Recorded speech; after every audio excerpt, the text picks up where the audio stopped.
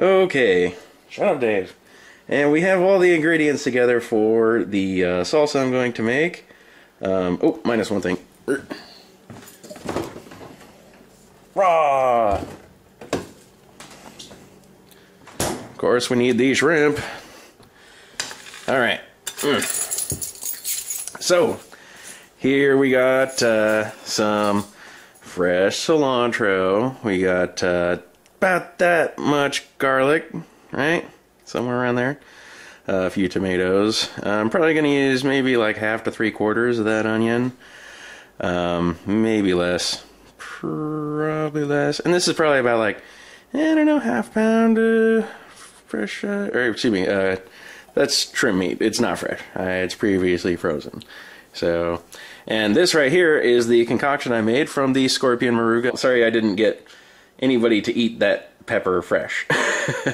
It would have been crazy, but I can't find anybody stupid enough to do it.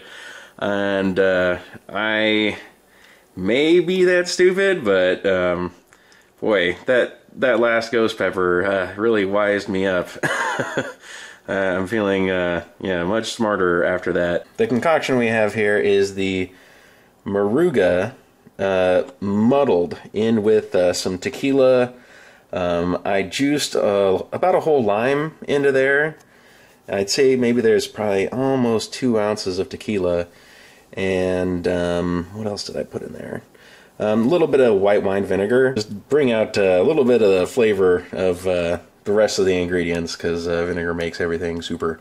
There's still a couple chunks of moruga in there. I think I'm going to fish those out before I try to put it in the rest of here, because oh my god, they are crazy. When I muddled them into this solution, it cooled down the heat a lot. It's nowhere near something that is gonna blow your socks off like a whole pepper would, but it is still gonna have a little bit of heat, and it's the kind of heat that only comes from a super hot. It sort of just spreads throughout your mouth in a different way than the traditional peppers we eat. So anyway, I'm going to go ahead and do some knife work. I will show you the finished results.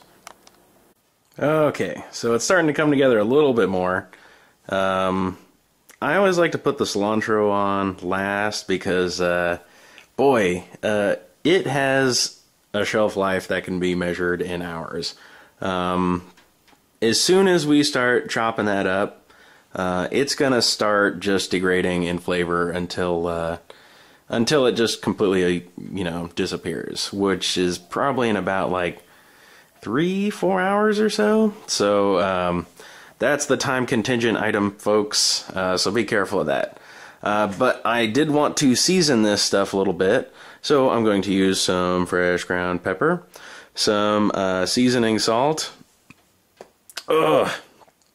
Goodness, sorry. That ghost pepper still hitting me. And of course, some dill. And after a fair amount of heartache and a huge mess. And yes, folks, I even managed to get some of that scorpion moruga juice into my eye, like you know I would. And here we go. We have the finished product. I added a lot of cilantro. This particular batch doesn't seem to be terribly strong. But yeah, it's to the brim with cilantro. But you know what, folks? Cilantro is the star of this party. Not you, not me, not the shrimp. It's all about the cilantro. So, let's see. It's pretty highly textured because my knife work is so bad. But I can assure you guys this stuff is pretty tasty. And the flavor of the moruga does come through still, even though it's pretty heavily doctored with tequila and lime. So let's hope that this one goes over well. I'll see you guys later. Dave's being a bad boy. You don't even like cilantro.